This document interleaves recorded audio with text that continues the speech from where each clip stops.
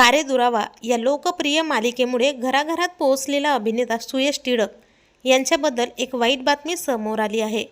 गेल्या काही महिन्यांपासून सुयश हा वेगवेगळ्या पर्यटन स्थळाची भ्रमंती करत असल्याचं पाहायला मिळालं। मात्र याच दरम्यान सुयशचा अपघात झाला आहे।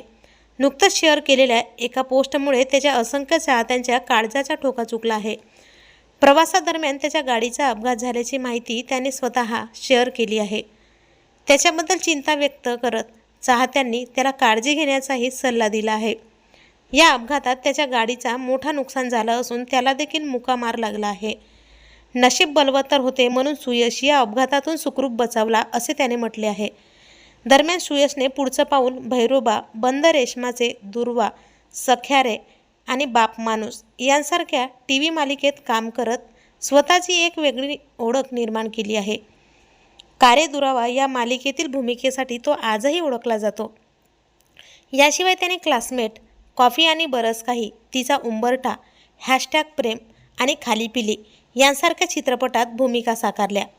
सुयशच्या अपघाताची बातमी समोर येताच कलाविश्वातील अनेक दिग्गजांनी त्याला धीर देण्याचा प्रयत्न केला आहे। सुयशने आजवर अनेक संकटांना तोंड दिले आहे।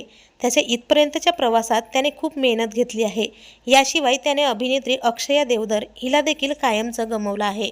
खूप कमी जणांना माहिती आहे की लग्नाआधी अभिनेता सुयश टिळक आणि अभिनेत्री अक्षया देवधर हे एकमेकांच्या प्रेमात अखंड बुडाले होते। दोघांनी भावी आयुष्यासाठी खूप स्वप्ने देखील पाहिली होती। मात्र एक वेळ अशी आली की यांना कायमचं दूर व्हावं लागलं।